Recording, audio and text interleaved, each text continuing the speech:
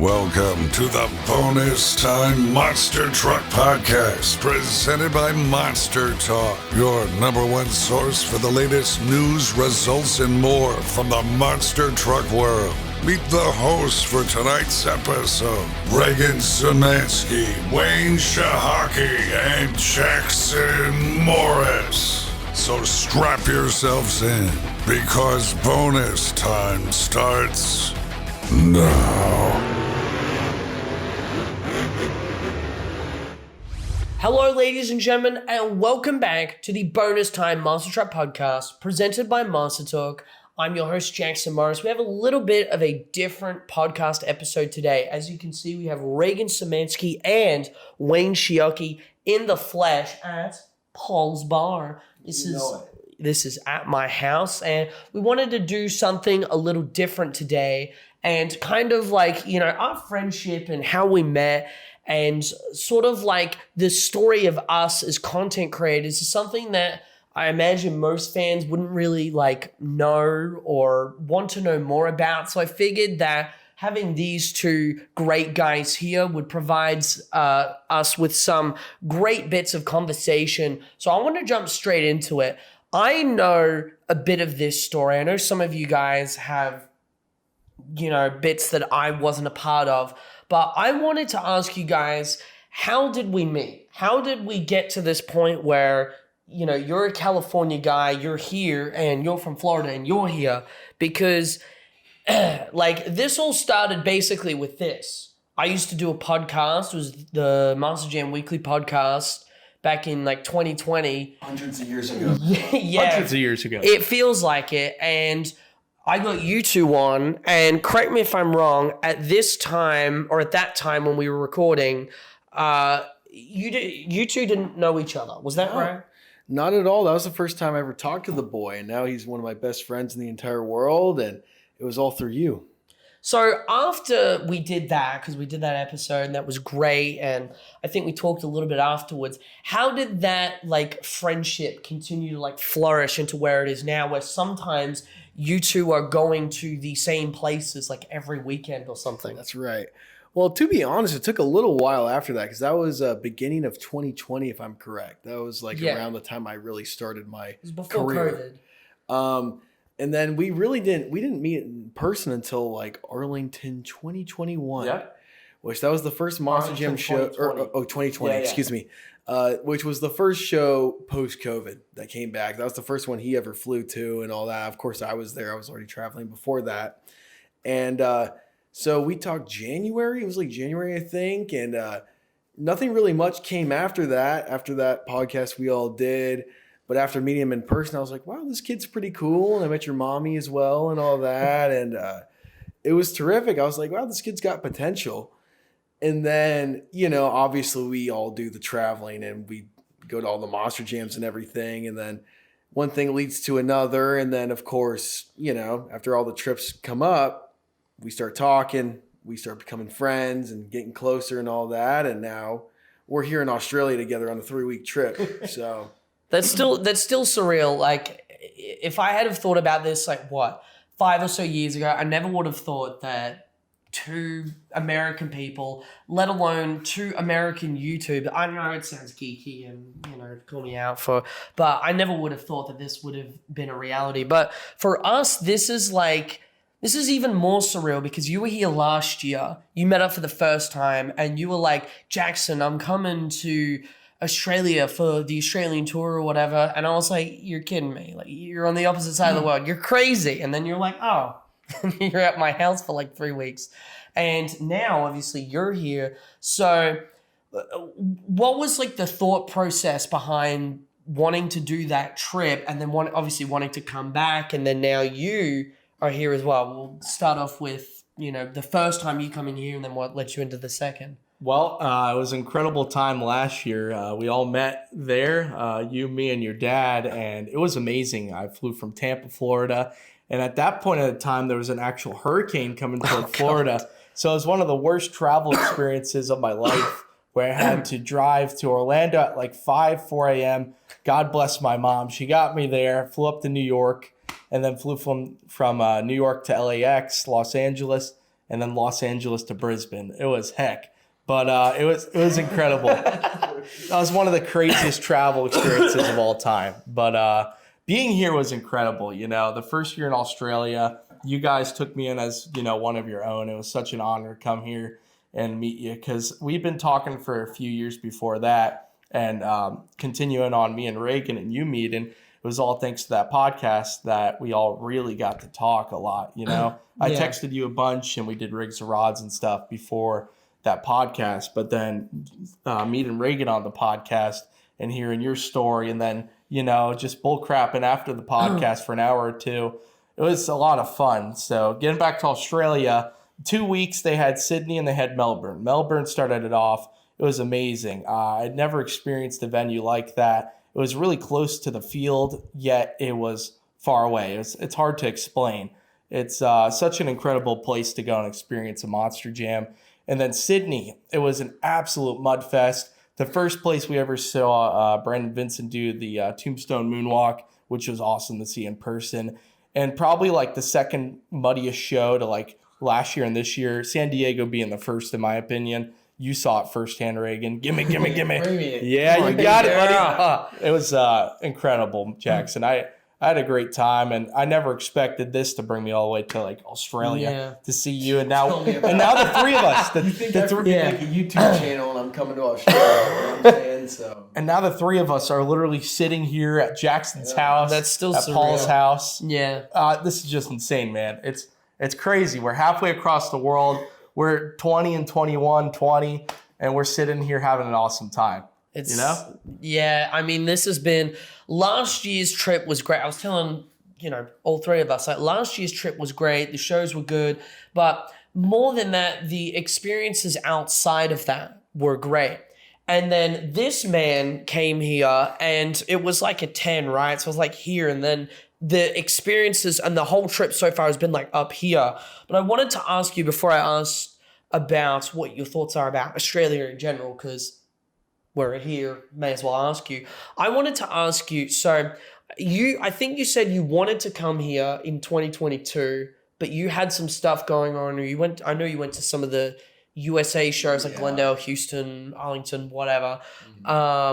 So what was the reasoning why you didn't go then and why you're here now? Well, I don't know if this is something that everyone knows or not, but around last year in August, YouTube falsely demonetized my channel. They were 100% in the wrong. I did absolutely nothing wrong, and I will say that till the day I die. The details aren't even really important, but basically they said I was reusing content, which obviously you all know is wrong. All content is filmed by me. Everything on my channel is by me. So it's all up to YouTube at the end of the day. Yeah. So no matter what, if I'm right or if I'm wrong, which I'm right, I still could not make any money from YouTube. So obviously a big part of coming to Australia as an American is I need money to go there. Yeah. So at that time, right when all of my money-making ability was taken away, I realized, well, there's shows that are an hour flight from me, or there's shows that are a 15-hour flight from me. Yeah. So I might just stick with the hour flight. You know what I mean? When I'm making zero, I spent way too much on shows that I never got back. And I was really upset that I missed that, because that's what I was looking forward to the whole year. I heard that Australia was coming back and last year and all that, and I was looking forward to that the most, because everyone I'd ever asked says Australia is their favorite place if they'd ever been. And I wanted to experience that myself last year, but it just wasn't meant to be with my YouTube being demonetized and all that. So I took the L, as the kids say, and I just hit, I think it was Albuquerque and Glendale. I'm sorry, but Glendale and Albuquerque was the move for that week, or those 2 weeks, whatever. And that whole year, so it's been exactly a year now from then, I'd been looking forward to, I'm going to Australia.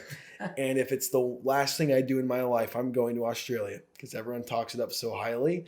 And we are just about halfway through the trip. More than halfway. More than halfway. Yeah, you might be right. Unfortunately. And it has been, if not the best, probably the second best trip I'd ever been on. Everyone who talked highly about it was 100% right. This place is so fun. Australia is probably my favorite country now. I have to pick out of all of them I've been to. It is such a time. And I think it might have been God saying, hey, you know what? No, you're too young to go at 20. We're saving you to go for 21. You know what I mean? Just let it simmer for a year. You're going to be dreaming about this and drooling over it for a year, and then I'm going to send you. Yeah. And I think that's exactly what happened.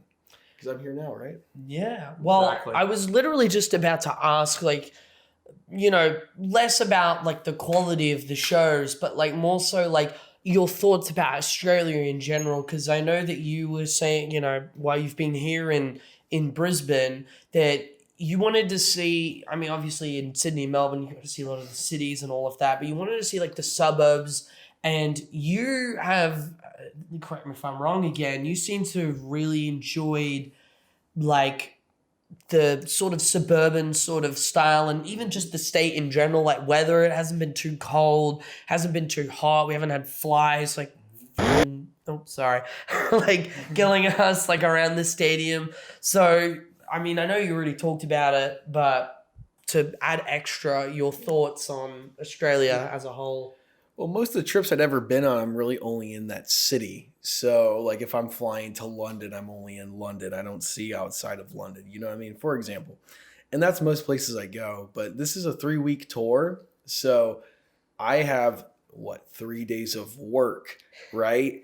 And then the rest of the 3 weeks is go do whatever you want wherever you are. So if I'm in Melbourne, I'm going and exploring Melbourne. If I'm in Sydney, I'm exploring Sydney for 6 days and then one show for 1 day. Yeah. Same with Brisbane. Gold Coast, Brisbane, kind of close. So that's exactly what I wanted to see. I was like, well, the only thing I really want to see while I'm out here is like the Opera House, right? Yeah. So I went and saw that, got my Tinder picture in front of the Opera House, And then after that, it was just go see Australia. Yeah. And if you go to the big cities, you're not really seeing Australia. You're seeing the big cities, right? Mm. But I want to see what it's like here, And like right now we're 30, 45 minutes away from Brisbane, you'd say? Like, yeah, roughly. So roughly like that. So that means you're in the suburbs. I live like 30 minutes out of San Diego. So that's the suburbs, right? So that's exactly what I want to see when I'm out. I want to see what's it like for you to live in Australia. Yeah. It's like if you live in Sydney, it doesn't count. You're living in Brisbane, doesn't count. If you're living in where you live, that's what counts. Basically like daily life. You wanted to see like daily life for normal people that don't live in mall, like the big cities. I want to go to the freaking, fast food places and stuff, Red Rooter, all that. You know what I'm saying? You know what I'm saying? Yeah. So no, I understand. It's exactly what I wanted to see, and that's what you've been showing me, and it's been such an incredible time. It was definitely worth the wait, of not being able to come last year. I think this is completely making up for it. Everything works out for a reason, you know what I'm saying?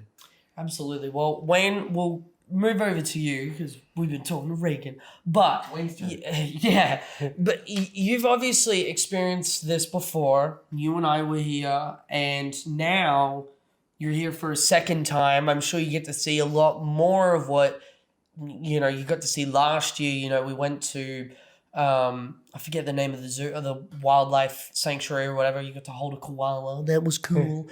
But like, have you had any other different experiences here that you didn't experience last year, and any like thoughts or more of your thoughts about this trip and what you've been able to experience, both new and old?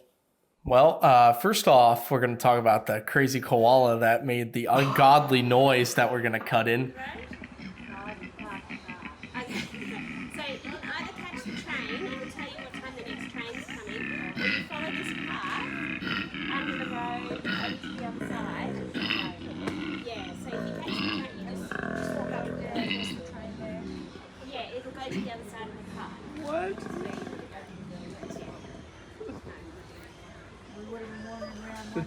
Just come out of its mouth? What the that was pretty wild last year. I never knew a koala could make that noise. And I didn't even. I live here. Quite an honor holding it, But Last year was great, man. You know, you guys treated me like family. You're treating me and Reagan like family this year, and it's been such a privilege to come here. Freaking love it here. I mean, Australia's half a world away from, Florida and California. It's just such a different atmosphere. Obviously, you drive on the left, but you got some American cars here and stuff like that. It's just a different atmosphere here in Australia, and you guys do it differently. I mean, there's so much stuff that's here, like, garlic aioli and, muscle cars, good stuff. That's the first thing that came to my mind as well. I swear to God, garlic aioli, number one. The freaking bottle here. You can't get that in America, dude. You can't get that in America. Like, why don't we have that, man? It's crazy. I love it. There's so much great stuff here in Australia. Last year was fun. Paul, you, me, your mom, we had a blast. And this year's just been even more incredible. We visited Cleveland, Australia this year. Not Cleveland, Ohio. It was, Not to be confused. Much better Cleveland, if it you ask me. Cleveland, indeed. I didn't see First Energy Stadium. No First Energy. Freaking lake or whatever, Lake Michigan, whatever. It's on the actual Pacific Ocean coast. Yeah. So it's been great. I mean, the weather was crap the first weekend here. It was like I was in Alaska, but it ended up being great from Melbourne and for Sydney and Gold Coast is what I meant. But it's just absolutely awesome to be here. Australia is great. I come from Tampa, Florida, and I'm north of it, so I'm like 30, 40 minutes. We're all 30 or 40 minutes from a city, which is funny, but from Tampa to here is incredible. The difference and the atmosphere is amazing. To live the suburb life of Brisbane, and then to go to Gold Coast, which is coming up. It's like the Miami of Florida. So I'm looking forward to seeing that once again. It was beautiful last year. We're gonna have a blast there, And like I said, it's such an honor to be here. I love Australia. Reagan does too. We have a blast. I mean, we went to the Gold Coast, obviously, to explore. They didn't have any shows last year. We walked around Surfers Paradise, the usual and all that, checked out the beaches. But now we actually get to, stay in there, experience, obviously, still see the beaches, visit Surfers Paradise again. But we actually get to stay there and, live a bit more of like what Gold Coast is about, the nightlife and whatever happens there and all of that. I'm looking forward to it. It's gonna be good. I'd say that's the difference between last year and this year is we got a lot more time to like go explore the places. Yeah. Like, for example, me and Reagan spent a whole week in Sydney, and that was incredible on its own. I had a blast there, hung out with all the guys, and Parramatta was amazing. They have so much different stuff. It's about a few miles from Accor Stadium. But it's beautiful. It's quite an area. There's so much stuff to do, so much different food. It's awesome to see all the different stuff here. There wasn't one bad food place that me and Reagan went to with all the guys and everybody. So Sydney is definitely one of my favorites. Like last year, we went to probably everywhere 2 or 3 days, maybe 4 max. But we really got to see what it was like this year. Even you and your dad. Because, for example, Sydney last year was like only 2 or 3 days. And we stayed by the stadium. There's nothing over there. There's probably some restaurants. That's it. I know it's over there, but it ain't nothing. It ain't nothing. There's Macca's, which is McDonald's, and there's Red Rooter, and that's about it. Maybe a third place at most. That's Subway. Subway. Can't forget that. My favorite part of the Sydney trip was when we ordered Macca's at about, 3 a.m. or something. It was kind of late. Yeah, you wanted, I forget what burger you wanted. You wanted like something. triple cheeseburger or something. I was out of it. I was about ready to go to bed. And you were out of it as well, about to go to bed. And we were like, can you imagine that we've just made the Macca's people cook up all this food for us? Who let them cook? And no one's going to be able to get it. That was. I woke up at like till the morning, but 3:40 a.m. Food, so. I had about 3 nuggets and then went to sleep. That was all I ate. I had about 8 nuggets and a chicken sandwich, and Reagan had a triple burger the day he woke up. Yeah, exactly. God, that was amazing. That was an experience. Well, I wanted to change pace a little bit, kind of ask the usual questions that I'm sure you guys are already used to. My first one that I have here it's a simple one. How did you get into monster trucks? Well, it all started with my friend Thomas, one of my best friends back in elementary school. And he invited me to Monster Jam for his birthday party. And at the time, obviously, we were super young. Before that, I watched for a few years on Speed TV and stuff like that, just like all the 2000s kids watched. And it was Tampa 2011, and it was the second show that year. And it featured Dennis, Tom, Chad, all the big hitters. It was great. But the big key about this show was a mud show. It was a mess. And this was my first ever show. So it was my mom, me, Thomas, and his parents. And we all brought ponchos, and we went to the pit party. No idea what to expect. And my mom was like, this monster truck stuff, what is this? And we went into the pit party, which is where you meet all the drivers. And Chad Fortune was there standing like Superman at 6'7", whatever he is out of wrestling. He is a macho man. And my mom gave me her pocketbook. She ran up to him and went, Superman, I'm your #1 fan. That sounds like your And mom. oh my gosh, it was the funniest thing ever. I still remember to this day. And she tells it even better than me. It was hilarious. And that was my pit party experience. Obviously, I probably met all the other drivers, but that's what sticks in my head. Then we got in the stands. We were like at the front of the 200s, something like that. And this show was just off the hook. The first ever show I went to, Tom Mentz ends up doing like a crazy sidewall in the mud, almost saving it, and then dumping it into the dumpster full of water, which ends up pouring a bunch of water out of the dumpster. It's insane. And it was just incredible experience. That I'll never forget. And my second show ended up being like the best one I've ever been to, but I'll get into that later if we get up to that. And that first show is amazing. I'll never forget it. And anybody that experienced the show from the 80s to like, the late 2010s or early 2010s, those were the best times, man, with the pyro and the way the drivers were, the lineups, the big heavy hitters all at one show. It was insane. So I'll never forget that show. It was my favorite one, my first one, and it was just a blast. Wow, how did you get onto it? Well, I guess I was like 5 or 6. I don't really remember the age. I was probably 2008. So I was probably 5, honestly.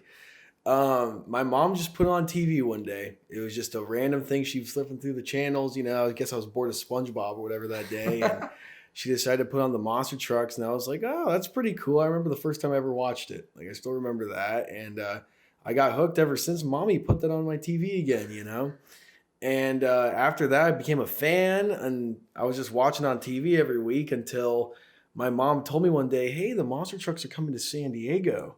And I was like, excuse you. I could go see this live, which I didn't know. And my parents took me, and then after that, it was game over. That was a really good show I went to as well. That was, out of any show I'd ever been to, that was probably the one that would get me hooked. San Diego 2009. And that got me right where I am today. And all I could do is thank my mom for flipping through the channels, not knowing what she was doing, Yeah. And I'm a Monster Jam fan to this date. So it's pretty simple. Guess it's worked out for you. Yeah, a little bit, you could say. Yeah. Well, my next thing for you is kind of still along that line. So something that you said is a future thing. I wanted to ask, this might be a tough one, especially since you guys seem to know the drivers all too well, but I'm going to put you on the spot. Your favorite driver to watch and why? We'll start with you. Is this of all time or is this current day? That's a very important detail. We'll keep it brief. Let's say both, and you don't have to make it overly. Okay. Well, so I'll say this. I am not a fan of anyone.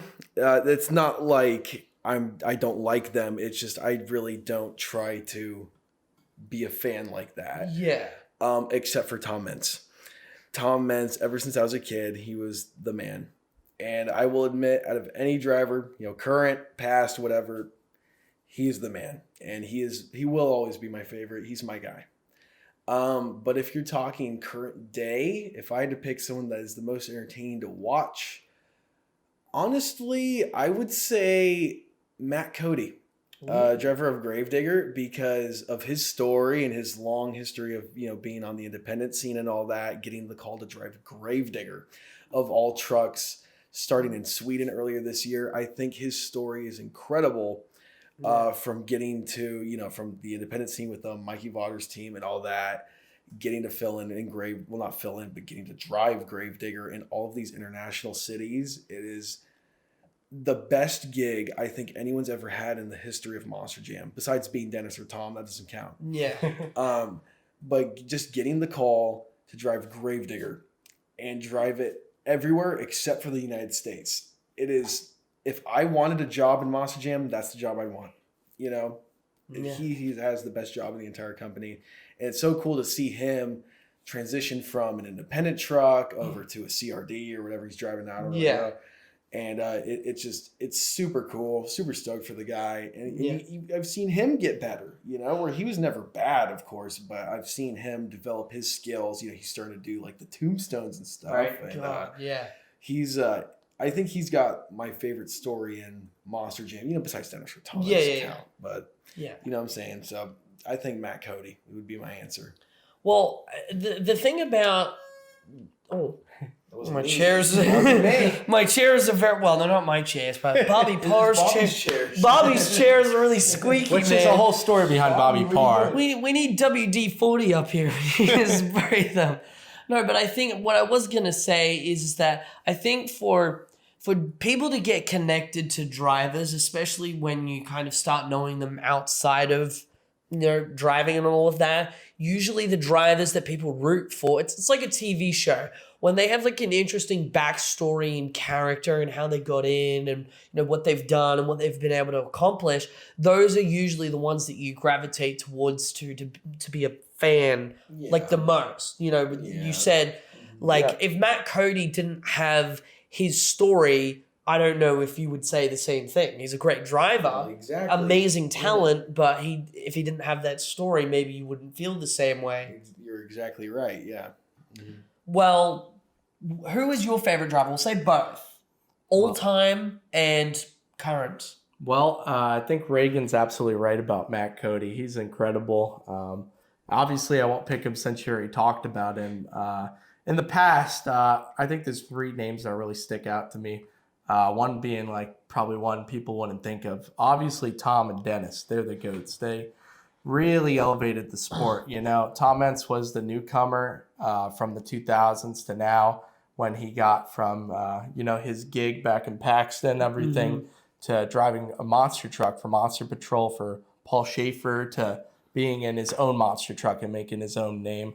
And Dennis, from being in a chicken coop to making his truck to freaking making it one of the biggest names in the industry, Bigfoot, Gravedigger. And then Max D, it became Gravedigger and Max D. But one other one before I go to my current favorite, Damon Bradshaw. Oh, yes. Oh, wow. He was incredible, man. That's a good one. I think talent-wise, he might be my favorite of all time, just based off of talent. Watching him drive, he drove like a freaking motorcycle guy, Yeah, exactly. He didn't drive like the monster brake truck tapping. guy. He invented the brake tapping. Yeah. No one else did that before him. Yeah, that is a good pick. Exactly. I remember specifically, and Jackson just did a whole thing on this season, but 2015 was just so incredible to watch. Yes. Yeah. And then I got to see him drive only one time in person, but it was incredible. Yeah. And it was Tampa 2016. What a show. I had a great time. Was that the FS1? It was. Okay. Yep. I thought the so. second That would have been even better. Yeah. Best tour Monster I've ever put together, I think. Amen. 2015 was awesome, Yeah. That was the real start when it was insane. And then 2016 with Adam just going crazy, they had to change up the points and stuff. But that 2015 season was awesome. And Damon in Tampa 2016 did amazing. He threw it down in racing. I think he won racing and Adam sidewalled, and then Adam threw it down with stuck rear steer. It was insane. But current day, other than all those guys, I would probably go with Weston Anderson. That's a good pick. Oh, wow. He is really the modern day all-star. Reagan, you talk about it with me all the time, man. He's got good skills, Well, I would say out of any driver in Monster Jam today, the only one that you could call an actual all-star or a superstar by today's standards would be Weston Anderson. We were talking about this a couple days ago where, Monster Jam's got their stars, they got their big drivers and all that. But when you really look at someone in their career, Weston started driving a year ago. Oh. He started January 2022, and he'd been doing mud trucks his whole life before that. That doesn't really count if we're talking just Monster Jam career. And he won his first year, he won the series championship, and he starts off in Gravedigger, which is already pretty big. Second year wins his second series championship. He's undefeated in series championships. The only person in Monster Jam that can say that. It's just, if you're going to call anyone an all-star or call anyone a superstar, it is him. He's young too. He's literally 2 days apart from me. Birthdays are 2 days apart. And it's like, how does this kid do it? How does he do it? It's literally like, you can't say that about anyone else, where everyone else in Monster Jam has had a bad year. He has not yet. No. He's only 2 years in, so he can, right? But Yeah, absolutely. he's not had a bad year yet. He started off on arenas too, and that's hard for anyone to do. You see all these new drivers try to conquer, fill in the time with good momentum, big air, and in a confined space. And I watched him like a few times during his first season, like do incredible. Just moonwalks in general. It takes a long time for drivers to nail a moonwalk, and he was on it within a few weeks. Obviously, he had some time in a mega truck, but it's a whole different ball game. Putting on big BKT tires and stuff like that. BKT, and I just can't believe what he's done in such a short time. So, within all the Andersons, Ryan, Adam, and Kristen, I think Weston's the one I would pick these days. It's the most incredible in confined spaces. We saw him at World Finals, aired out, and he's the man. I love his driving style. He's got good stuff going for him. We'll see what he can do in the future. I'll also say he drives the manliest out of anyone else, where he knows the position he's in. So he does not care. He knows, I am Dennis Anderson's youngest son, so I can do whatever I want, and they can't say anything. That is exactly what he does. Whether he'll admit it or not, I'll say it for him. He does it 100%, and he does not hold back. Well, I've heard a lot of people say that he kind of has that mix of all the Andersons, Dennis, known for the throttle rhythm, Adam, kind of, I don't want to say tame, but like... I was going to say balls to the wall, actually. Well, the opposite. Well, in past years... Adam, call him out. Call him out. No. Get in his DM. This just I'm in. going to kill you now. This Yep, just in. you're done. We're not doing a bonus time episode with Adam because he hates me. But no, like Adam this year definitely has been balls to the wall. But like in the past, especially the last few years, I wouldn't say slow, but like conservative, but also that ragged edge. It's a mix. And then Ryan is obviously, he's got the technical, but like full throttle, send it every jump, Ryan's madness, like, chaotic. skills wise, the best of all time, I think, by skill. Yeah. And then you got a guy like Adam, where Adam is a guy who he is quite calculated, especially these days, maybe less so back when he was younger. Yeah. You got Kristen, she's probably the most technical out of all of the Andersons, if you ask me. Like Dennis, by far the least technical driver of all the Andersons. He was complete balls to the wall. And you got Adam, where he is quite technical. He knows what he's doing at all times, but he's not afraid to break the truck. Yeah. You got Kristen Anderson in the arenas. She knows all the technicalities that if you put all the other Andersons in the arena with her, they're not going to do what she does. Mm-hmm. Exactly. And then you got Ryan Anderson, and he's doing freaking sidewalls, the whole deal. That doesn't even count. You don't even talk about him. And then you got Weston, who is a combination of all of his family. Yeah. And that's where he's at. So that tells you where he's going, Well, I think I thought that he was, especially like now, he was on track to become the youngest world champion in Monster Jam history, but I don't think that can happen now because he failed. I think Adam was, if I've done my maths right, and I'm terrible at maths, so I'm probably wrong, but I'm pretty sure when Adam won, he was 21. I think so. And Weston's how old now? He is 21 now. Okay, so so that means he lost. Yeah, he lost. Well, this was something that you brought up that I have as a question here that I would like to know, because this is really interesting, and it's this big debate online. Everyone's sort of like has their opinion of what is peak Monster Jam and what isn't. And, there's always a debate about which is better, but that's not the question. My question is, what is your favorite era of Monster Jam to watch? Like the favorite time period, all of that. What is your favorite that you could watch and 9 times out of 10, you'd never get bored, you'd never get sick of it? I think specifically my favorite would be probably 2007 or 8 through 2014 or 15. Those peak times were just amazing. It was when Monster Jam was really going from, these chassis where they had a few trucks in the 2000s to really building up a fleet and going balls to the wall with these tracks. Incredible crush cars, triple stacks, the paints, the colors. Everything was amazing. And Pyro, which they started to bring back in Arlington this year, which is cool. Yeah. But that specific era was just amazing. 2008 World Finals was great. Everybody always refers back to that with, Adam's Taz run. Exactly. And then we probably skip 2 years to Charlie's run. Amazing. Another 2 years. And we get all these amazing highlights from 2012 and 13 World Finals. And then 2014 World Finals is really when they run into the modern Monster Jam, where it's like they built up the track. It was insane amount to the point where it's like almost too much for these drivers. And they conquered the thing, We saw Todd LeDuc's Metal Militia, huge air there. Yeah. Which, freestyle of all time. Right. One of the best, if not the best of all time. So I know my favorite show, being a fan, was from 2014. So that's why I go from that era all the way to 2014 or 15 maybe. But I think that was the best era so far. And Monster Jam's obviously still incredible in 2023. It's nice to see them bring back some old school things like Pyro and a smoky intro. But that specific era will just never leave my heart. And I'm sure it's the same for you guys and many other fans out there, where it's like, you'll never forget those times. It's where we were growing up and really seeing it. And even for the people that are in their 30s and 40s, they had to have loved that era of Monster Jam.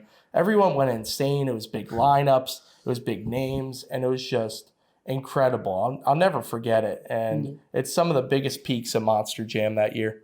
Yeah, I mean, it's as you said, it's like the nostalgia. You grow up with it. You grow up seeing it. And you have that fondness. It's like, when you play video games when you're younger, and then when you get older, you're like, gee, I remember when I played, I don't know, for like people born in the 90s, like, oh my God, I remember playing Sonic the Hedgehog on my Sega Genesis or whatever. And then they're like, oh, like they tell like their friends and they're like, all of that. So for Monster Jam, it's the same way, like me growing up watching early 2000s, start watching early 2010s, that has a big fondness because that's what you grew up with and all of that. So, Reagan, will pivot to you. What is your favorite era of Monster Jam? Post-COVID. Easy as that. Ooh. I have been to more Monster Jams probably than any other human being in the world, regardless. But post-COVID is when I really started going. 2021, when they started coming back full swing. And I have not had more fun as a fan than traveling to all these shows over the past 3-ish years since COVID and all that. I think the entertainment is great as well. I mean, you're seeing the new talent, where back in the day, it wasn't really based off talent. It was based off of if you hit the gas or not. But modern day Monster Jam is based off of your skill. So it's based off of what you can do with the wheel, the pedals, the rear steer, and whatever else that it may come with it that I don't know. But it really shows these days, who can do what. It's really competitive. The tricks that we're seeing nowadays, for example, off the top of my head, we've seen Tom Meents do a backflip or a front flip, I guess, off of a moonwalk. Yeah. At the World Finals last year. Stuff like that was completely unimaginable. That's true. 5 years ago. 5 years ago, that was impossible. Yeah. Let alone 15, let alone 30, let alone 80 years ago when Monster didn't exist, Yeah. And we're seeing this stuff on the regular now. Just a moonwalk. Like we see moonwalks, they do like 500 a year. But if you see that once and you've never seen it before in your life, that is unbelievable. Yeah. You know what I'm saying? So where the sport is at now, I think it is at its peak, as it always, every year it peaks, you know? So I would definitely say these are the most fun years to be, maybe not a casual fan, but a hardcore fan. If you're a hardcore fan, you're really appreciating what you're seeing these days. Yeah. You know, give or take, you like the tracks or not, or if you like the certain trucks or not, whatever. It's just the entertainment you're getting, no matter how great like a 2008 year was or a 2005, what you're getting now is way more than we would have gotten in those years. That's true.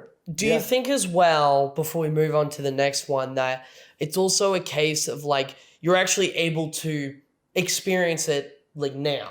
You know, for example, like 2008 sort of stuff, you know, if you were, alive then and, you know, old enough to be able to do what you would do now, obviously you would go to those shows and whatever, versus now where you're at a point where you're like, okay, I want to go to this place. Boom, I'm there. I get to experience it. Is that sort of why you... Well, I mean, I can't really say. I mean, I didn't travel every weekend in 2008, so I don't really know. I mean, if you go back and watch the TV from back then, like literally just a couple of weeks ago, I was watching like old 2009 clips or whatever. And I was like, oh my God, like they're really not doing a whole lot on the track. Like not like I remembered, you know, like when I was a kid, everyone was doing freaking perfect 30 score freestyles, right? But now as an adult, I'm looking back and I'm like, oh my God, the only person doing anything is Dennis and Tom. Yeah. But now when you look at it today, and when you look at just fell drivers or independents as well, literally like everybody, especially because it's kind of like more condensed now. Like Monster Jam only really has 50 like total drivers, including independents. So now it's like out of the 50, pretty much all 50 are better than any driver from 2008, including Dennis or Tom. Dennis or Tom from 2008 could not do what the worst driver this year does. You know what I'm saying? Yeah. So I really think these are the years to watch, and these are the years to keep a lookout and all that. You got a good point there. I mean, all the drivers these days are much more consistent than back in 2008. Totally. So like me saying like the peak was then is like me as a fan, but really as like a sport and everything, it's really 2015 and 16 that set up the point system for these days, and really, you know, how Feld Entertainment's expanding into all these different markets.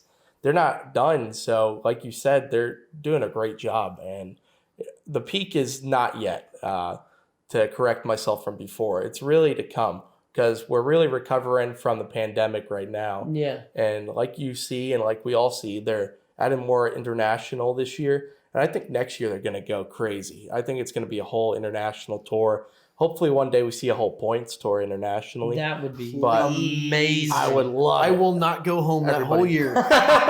We'll stay out on the road, baby. It would be a blessing. But, you know, obviously how they run it right now, they still do just as well as a point system. Yeah. So it's really all of us hardcore fans that would love that. But in reality, they could do whatever they want as long as they keep adding stops and everything.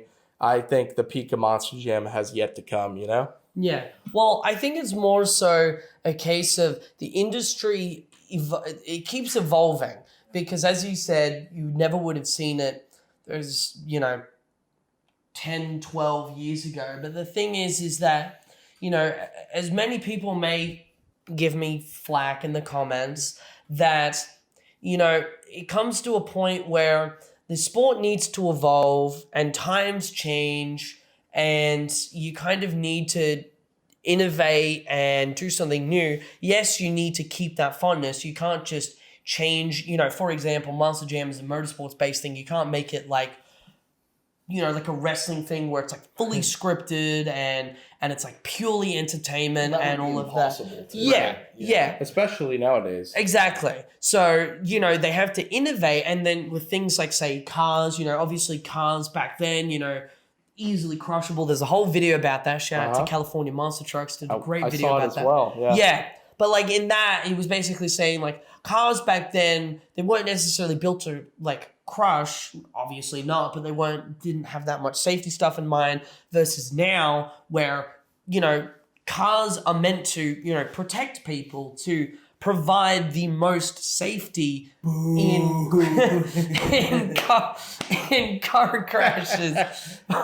I think what Jackson's meaning to say is the cars let up a little easier than they did about 40 years ago. Yeah. So like when you think about it, like back when they had the motorhomes and the crush cars, you could put me in a monster truck. I never driven one before, right? And I could smash through a motorhome. But if you put me in a monster truck tonight, do you think I could do a moonwalk? No, I couldn't. You know, I'll butter you up and say yes, you can. Well, I probably could, honestly. I mean, with how many shows I've watched, I kind of... It's possible. I think I could tell what's going on. Yeah. But again, I've never done it, so I'm not going to pretend like I can, you know? I'll just say I won't to be humble. But I say will to be cocky, so... Which one is it? I'll butter you up. I'll say you can. Okay, butter me up then, How about the middle? Well, my next thing for you, again, a bit of a more drastic thing. This is something that I don't know if you guys have really talked much about, but how did you start your channel and get to where you are today, traveling to all these places? You're traveling here, traveling to South Africa, whatever. Well, so to make a long story short, it was 2015, so I must have been around 13 years old. I had a couple friends. Well, I had a friend who wasn't a friend yet. I was actually a fan of him on YouTube. But, I was a kid, so I liked all the Hot Wheels stuff. And he made these Hot Wheels videos with Monster Jam and all that. And I just started talking to him through that. And then him and I became great friends. And I decided to make my own YouTube channel dedicated to Monster Jam and all that from that. And once a year, whenever I travel to the shows, drive 30 minutes south down to San Diego, I would go and record those on my phone, just like today, and upload that to my YouTube channel just for fun, because I'd only go to one show a year, or two, I guess. And I did that for a while just as my hobby. Like, I was just like, oh, I want to record the full show just so I can go watch it back just for me when I was a kid, And then I went to the World Finals one year and went to the World Finals another year as a big fan. And then I was like, wow, Dad, you're taking me to like 5 shows a year. Holy crap, I go to more shows than anyone else in the entire world, And then it really started 2019 that's when I was like really becoming hardcore. I went to quite a few shows that year, probably, let's say 10 total. Jesus. And I went to the World Finals that year, and those videos kind of blew up in a way, like not too viral, but millions. And they, picked up enough where I was like, what if I went to other shows across the world? Like, I'd never been to Houston. That's a bucket list stadium for me as a fan at that time. I'd never been to Arlington. I'd never been to Glendale, blah, blah, blah, all these nerd stuff, right? Yeah. And so it was October that year when they do their stadium run, which is actually the same time now. Yeah. This is like 4 years ago, exactly. I did that whole stadium tour, Glendale, All-Star, Houston, Arlington.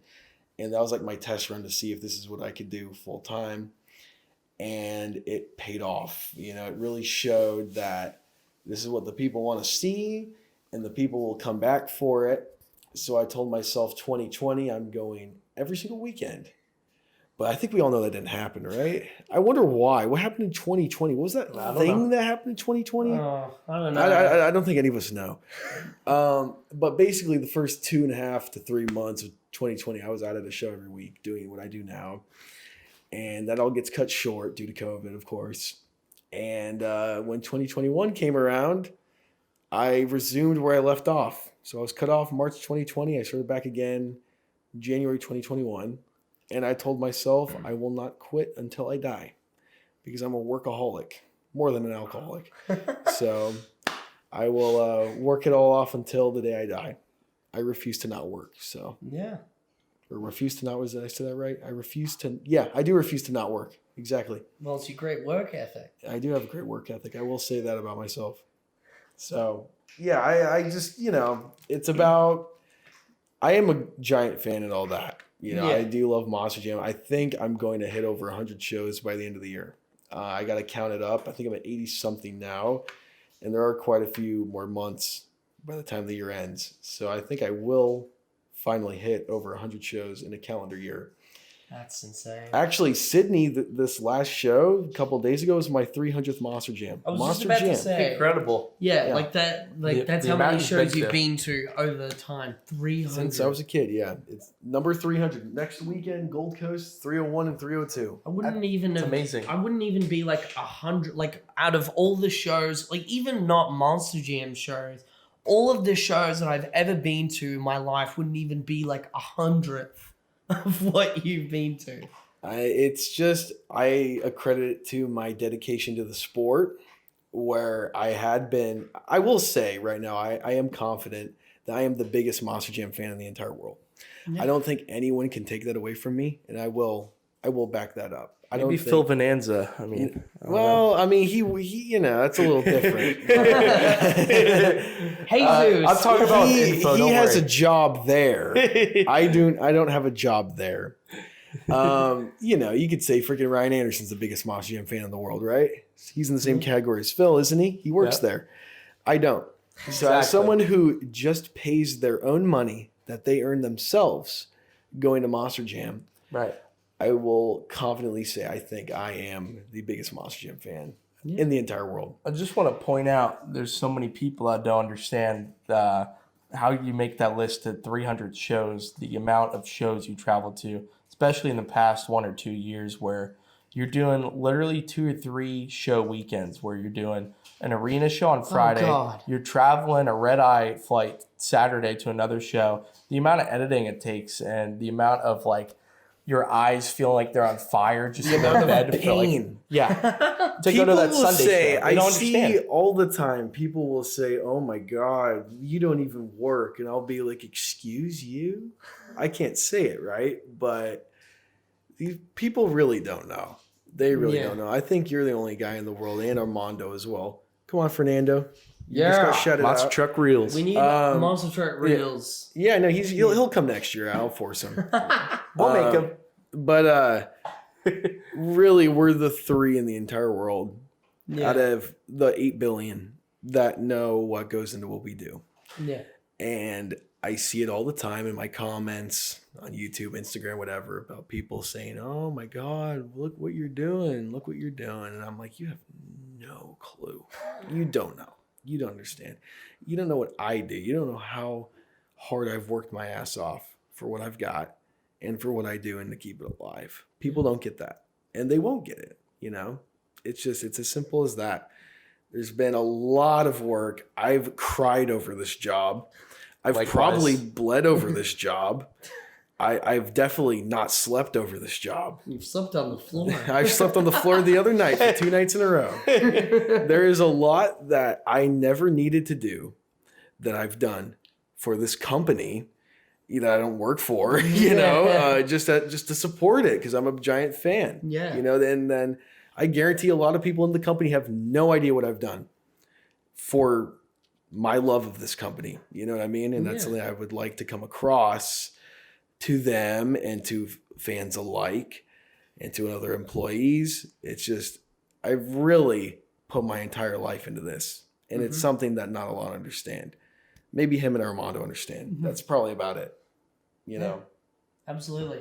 Well, to go over to you now, I don't know if you had the same sort of process of starting your channel, but what is your story for starting Avengers Racing?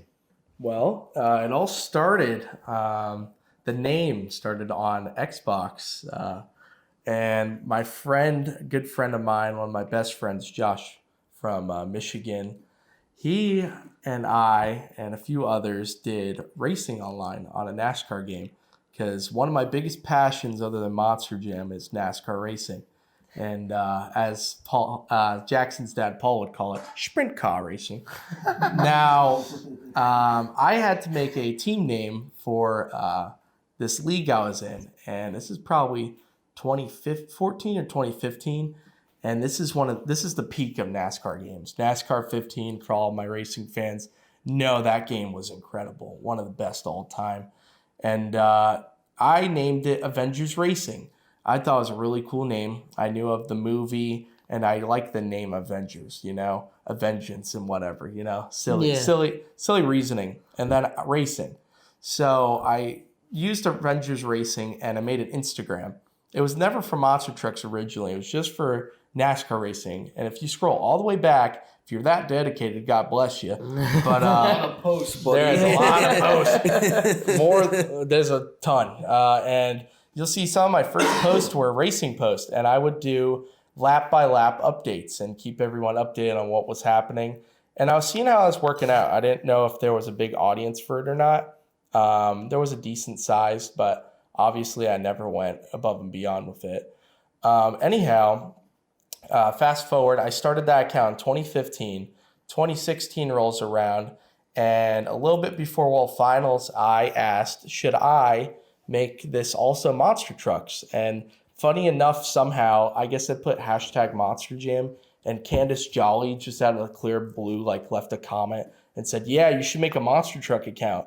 I was like, oh, okay. So Candace Jolly and a few others randomly comment on my post, yeah, you should make this Monster Truck account. So it's NASCAR and monster trucks for the next year. And that's when I really, really get into it. I watched past seasons and episodes, but 2016 is really when I start to get into this little community thing and see really what goes on behind the scenes. Cause I watched as a fan for many years, and I'll fast forward the story quicker, for the sake of the viewer. But sake of everybody. Extended podcast. Yeah. So fast forward a few years, I end up doing Instagram for a couple of years. I start up a YouTube channel, which I had for probably 10 years or more. I think it says I started in 2012. And I decide to recommission it to Monster Trucks. And I upload little clips. I do rigs and rods for a few years. And I go to my first World Finals in 2019. And that was incredible for me. I just never experienced it like you got to in Sam Boyd, and how incredible that venue was just watching on YouTube. Yeah. I couldn't imagine. I plan on going in probably 2017 or 18. I did all the finances. I nerded out on a little Google Doc for my mom, and it just didn't work out. So this one was special to me. This was the first World Finals, hour and a half from my house. It was amazing, and I had a blast, met so many people. You were there, Lord. You had a great time with your buddies in Florida, and then we eventually met. But by this time, we didn't know each other. And what an incredible time. I recorded with my really crappy 2012 Samsung camera. Anyhow, I had a viral video from that thing. I also posted videos just as a hobby because I loved watching them back, and I love videography and photography. And I just had a video go viral. It's the 7-truck jump. That was my first thing. I was just making a random intro video for my channel, and I see 30,000 views. What the heck's going on, bro? This is insane. What? Yeah. I go to my analytics. I go to my analytics. Expected. 300,000 views in I don't know, a couple days. I'm like, huh? Because I never checked my analytics. I'm like, holy crap, this is insane. And from there on out, I always nerded out about being a YouTuber. I'm sure you guys both did as well. Oh, yeah. Mine originally was for gaming and stuff, and then this just became a dream come true and a work. And that video went viral. I did compilations. I did my first show out of Florida in 2020, which is where I met Reagan. And we did that podcast before that. And 2021 was the first year I really started traveling.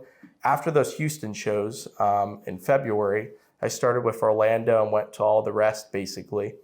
And ever since, it's just been an incredible dream come true, and I've met some great friends like Reagan and Jackson, Armando, Tanner, all these amazing guys in the community that I didn't mention. You know who you are.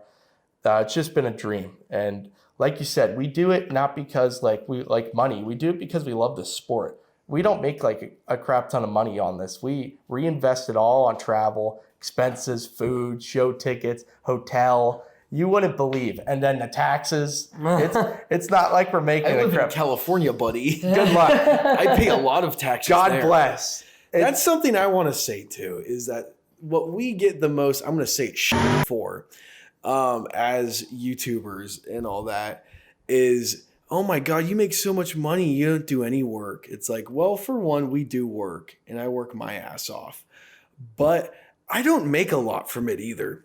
Like, I'm not going to tell you my numbers because you don't need to know, but it's not a lot. When you add up whatever comes out from my calendar year, that goes into hotels, that goes into show tickets because I don't get compensated. That goes into food. That goes into, I used to do Airbnbs. Am I leaving something out? Probably just other like experiences, like if you wanted to Airfare, you said? Yeah. Oh yeah, airfare. Well, I mean, other experiences. That's all out. That's my choice. I'm just talking about like general expenses. Yeah. And then after that, taxes every year. Ubers. And yeah, Uber. Yeah, Ubers is one of the Especially. biggest ones. Yeah, yeah. No, you cannot forget that. When you add that all up at the end of the year, last year when I did my taxes, I was like, oh my God. And I realized like, oh, my bank account's not going up at all last year, especially with getting demonetized and everything. Oh, Yeah. And really, I don't think I made like any money last year. And I mean it. This is not what you people think it is. Because I've heard it from so many people are like, oh my God, you look what you do and look how much money you make. And I'm like, dude, my bank account hasn't gone up in like 4 years. Like I had more money when I was in high school with unemployed than I do now, and people just don't understand that, and then they won't understand it. They refuse to. It's something that you really have to live to understand what we do and what goes into it. It's not like some sort of like perfect life where I could freaking buy Paul's mansion. You know what I'm saying? It's really not. It's almost like working at McDonald's, to be honest. Yeah, quite literally. Yeah. You got a great point there, Reagan. I mean, and you're the one that really got it started other than whoever did in the past, which, it's hard to see who's gone to like 100, 200 shows almost in 1 year, but I have such a passion for it, just like Reagan does, just like Jackson does, just like Armando does, to go to all these shows. And it's not like we're doing it for like increase in revenue. We're doing it to go see these shows, at least me anyhow, to go see these shows and get them off the bucket list and see everything I saw as a kid, like Dubai and Abu Dhabi. What a dream come true. I remember seeing the episodes in 2013 in the stadium, and here we are over, I think, 10 years exactly, seeing it in an arena, which is still as cool for me, because I never imagined as a kid that I'd go to Dubai this young, let alone at all. In my life. Right. Well, that's something I want to say too, is when I started traveling a lot, for me in my head, it was like, oh my God, I get to go to Houston? Whoa. By the way, Houston's one of the biggest dumps in the entire country. I thought going to New Jersey was so cool too, right? Yeah. It was about the show for me when I was a kid. It was like, oh my God, I get to go to NRG Stadium. I get to go to MetLife Stadium, complete dumps of cities. But now how I look at it, which you people may have noticed from my schedule, is last year it was more like hit the big Monster Jam stops.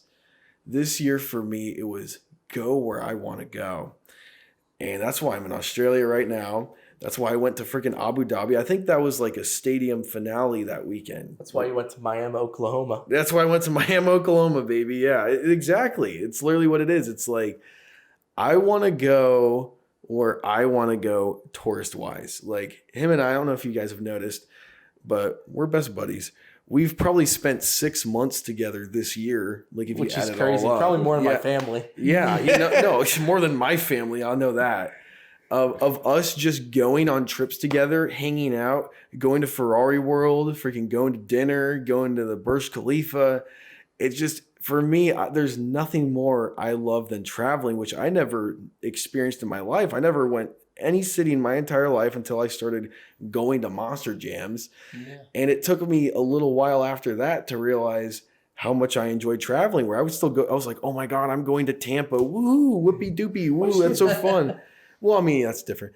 But I was just, enjoying the fan aspect of it for a while. And now I really enjoy the life aspect of it, where it's like, they're going to Abu Dhabi?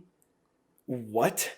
That makes no sense. And it's like how is it realistic for me as a 21-year-old to fly out to freaking Abu Dhabi to watch a monster truck show and spend like a week and a half out there? I don't even remember how long it was. It was incredible. That was the best experience of my life. And then Australia is right there with it. I've been in Australia for like over 2 weeks now. And it's like, why am I here? For monster trucks. That's what got me here. But again, I only have 3 show days and I have 3 weeks of Australia. You know what I mean? That's why I'm here. I love it so much. The travel is so much fun. And I can't thank anyone else except for myself and Monster Jam for it. Where if Monster Jam didn't exist, I wouldn't have this job. And if I didn't put my effort into it, I wouldn't have this job. Exactly. And without Monster Jam, we probably wouldn't have the industry as big No. as it is today. Well, exactly. Yeah, that's what I was trying to say. Yeah. Exactly. Let alone being able to experience like everything outside of the shows, talking about Burj Khalifa. I mean, obviously, if you went to the country of Abu Dhabi, you probably would go to see the bucket list places, Burj Khalifa, whatever. Yeah. But as a benefit of going for the shows, you have even more reason to, like you're going to the country, you're like, oh, well, we got a few days to chill. Let's go check out the Burj Khalifa or wherever you choose to go. Went and saw the Opera House. Yeah. I was here, Yeah. In Sydney. And just to cap off that part of the conversation, it's just been a blessing to go everywhere. And just like Reagan said, to see all these sites and to go places you never would expect. I'm 20 right now.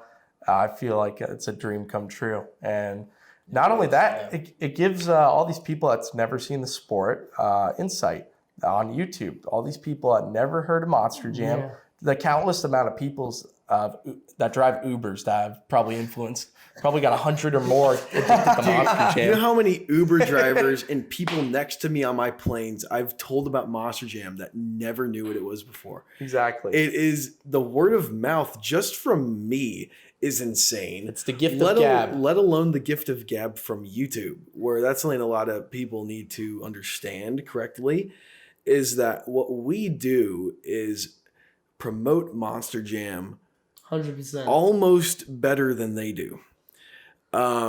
With how we do it and how many people watch it and everything, I guarantee you I've sold at least 1 ticket through my videos. I can guarantee you 1, maybe not 2, but I can guarantee you 1. I guarantee 1 person has never been to a Monster Jam, never even heard of it in their entire life. Yeah. Clicked on one of my videos by random and bought a Monster Jam ticket from me, Yeah. Well, I guarantee it. Yeah. Well, one of the big things that I know that we were talking about when we had a few days to chill, that was part of it. But one of the things was, oh man, my cat's going off. Shout out to Chevy, my cat. Anyway, one of the things that we were talking about is that to some people, especially the people that, run the shows and all of that, some people may have the thought process of, well, by filming the shows and uploading it, we're taking away, the potential ticket sales of people, but it's completely it's completely off from that. Because, for example, me, right? Let's say, there's a show in Houston, right? There's how many people in Houston? A lot. I couldn't be one of them because I couldn't afford to get my ass out in Australia after exactly. all. Yeah. I couldn't afford to do that trip. And so to see that stuff, and especially too, some of these things aren't, like some of these shows aren't on television. The big thing about Monster Jam and its coverage, oh man. The big thing about Monster Jam and its coverage is it's about the TV exposure, because it's TV, it gets eyes on it, TV may not be, prominent for, things like movies and TV shows, but for sports or whatever, streaming services help, but TV is its big thing. Now, there's a lot of shows, especially the arenas. Yeah, they have the arena in 30 segments, but no one's going to see the footage from these arena shows, let alone most people, especially like international fans like myself, or even less fortunate people that live in other states and the United States, not everyone is going to be able to travel to, if you live in Rhode Island, I don't really know where all the states are, which is, we'll do a better example. If someone lives in, say, Utah and they want to see a show in California, they may not be that fortunate enough to go, right, well, we'll see the show in Salt Lake City in the arena or the stadium. Exactly. So for you guys getting to go to these shows and film it, that is, you're right. You're promoting it and you're doing all of that. Most of them aren't on TV anyways. No. So you're selling your tickets, right? You're selling your tickets to these shows. And then most of them, like they might have, I don't know, but they might have, let's say 30 episodes on TV a year. Yeah. But they do 300 shows a year. Yeah, So out of all the TV shows I go to, I might go to 15. And then I go to 100 shows a year. So 15 out of 100 are televised. Yeah. The other, 85 are not. Yeah. So all it's doing is promoting your sport without you having to spend a single dime on it. Yeah.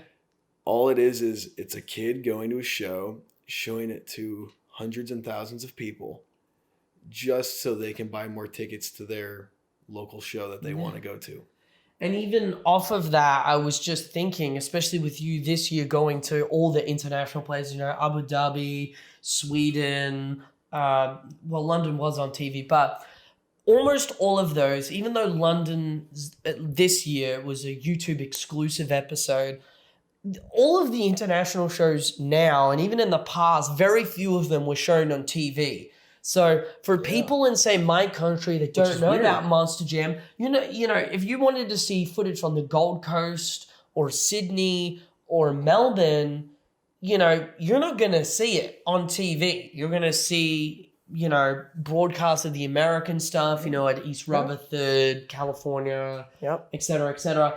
The only way that you will see footage from those shows is two ways. If you go there live or you watch one of our videos, and if you don't know that it's happening and you don't know about it or you don't even know Monster Jam, I guarantee you that, as you said, they can get it in through one of our videos. And even if you watch our YouTube video, it makes you want to go 100% the next year. Exactly. Yeah. No one's staying home after watching our video. No. Everyone's buying a ticket because they watch our video. The amount of comments I see of people that say, man, I can't believe I missed this. I'm going next year. Yeah. It's countless. Yeah. Off of every show. People don't know. Even they do good marketing on Facebook, Instagram, everything. There's people that are working. They don't check their phone. They don't see it happen. So they say, oh my gosh, I missed it. They go the next year. They bring their family. They have a great time.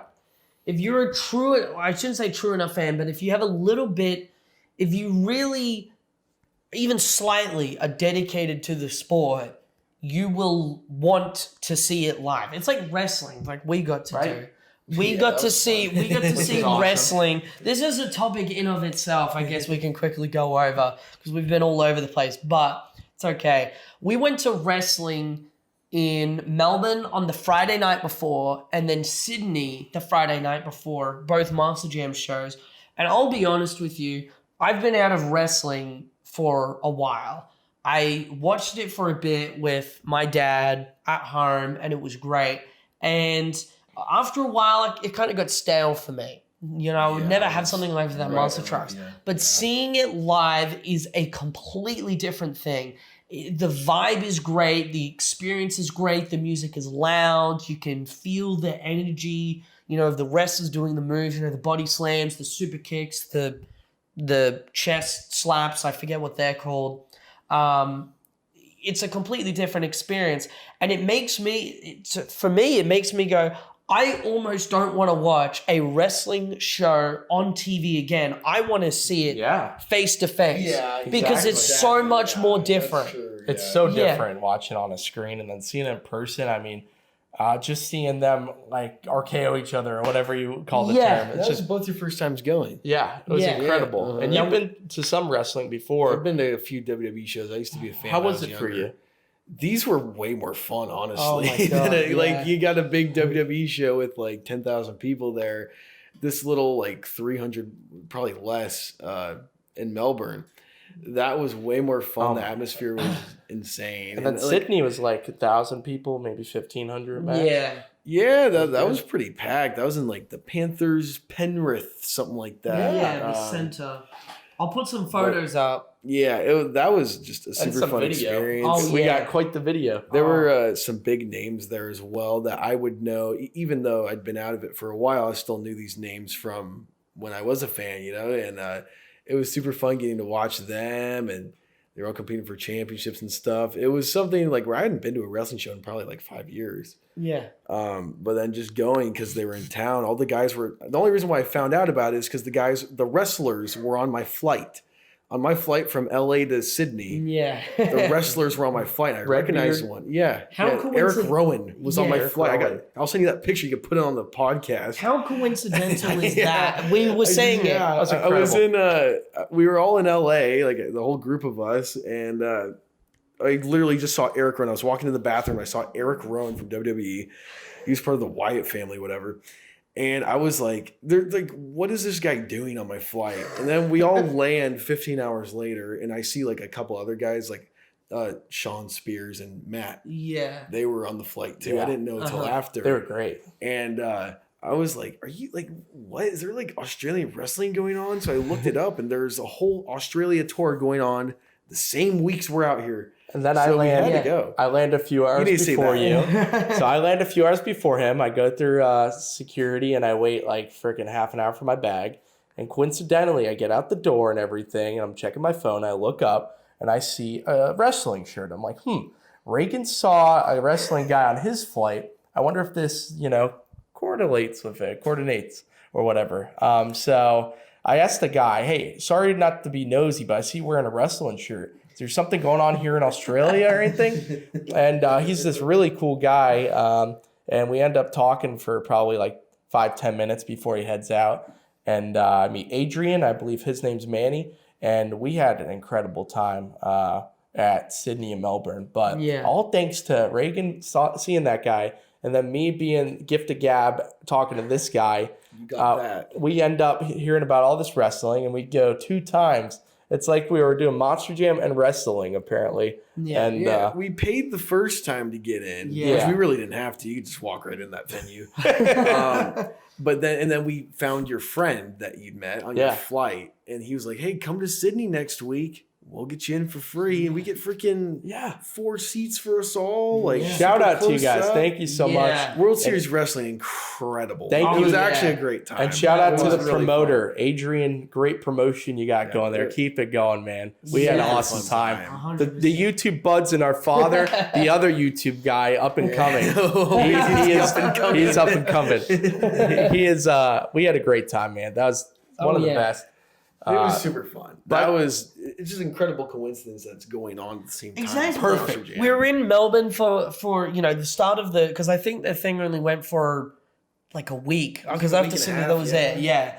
Because they were doing shows every night. So we were in Melbourne. We saw Melbourne.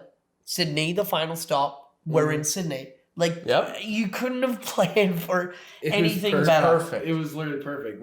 They were both on Fridays. So the Monster Jams were on Saturdays. Oh, my gosh. And Melbourne Wrestling was on Friday. Sydney Wrestling was on Friday. It was just meant to be. What are the chances? It was meant to be. It was literally meant to be. It was meant to. And that was a good example, like we were talking about, of going in live person compared to seeing it online. Where you see it online, you love it, and then you go in person, and it's like nothing else. It's like exactly. It's exactly what it is. Where it's like I could freaking start filming WWE shows or wrestling shows, whatever, but it's nothing like going in person. Yeah. And then people understand that. Or going to a wrestling show in person, there's nothing like it. Like really. Yeah. Like I could go to a football game in person, there's nothing Goes for like anything. it. You know? NASCAR, Formula One, it's bull riding. People aren't gonna anything. not buy tickets because you're filming it, you know? Yeah. Like I'm gonna go to Monster Jam every week. I'm not gonna go watch my own videos at home, you know what I'm saying? So I think you would only watch we've basically already covered this, but you would only watch the videos out of like necessity. Like if I could go every year to the Monster Jam Ball for else, I would. The only reason why wow. He can. Anyway. That's a discussion starting next later. year. No, okay. Yeah, well, this is a good segue into another question that I had. You're talking about amazing times at places, being able to see it live. So I want to ask you guys this. What is your favorite show that you have seen live? So not something that you would have seen on TV that you yourself have experienced. That's a big question. You should ask him that first. I got to think. Do you want me to? Yeah, Okay. honestly. I got it. Okay, I got Wayne, it. go for it. It's always been in my head ever since. It was my second ever. I need a water too. You grab me one, please. Yeah, do you want? Thank you, Lord. I've got yeah. some behind me. Hey, viewers, do you want some water? Comment below Hey. right now in the live Oh, I chat. don't have any water. Comment below in the live chat, viewers. Senior, I need some water, man. I think we'll wait here for a moment until he's back. Yeah. We'll take a little. Do we want to make sure? BKT is your one-stop tire shop, whether it's on One-stop all tires. 12,000-pound monster truck or your average day Prius. Tell your dealer you want the best. You want BKT.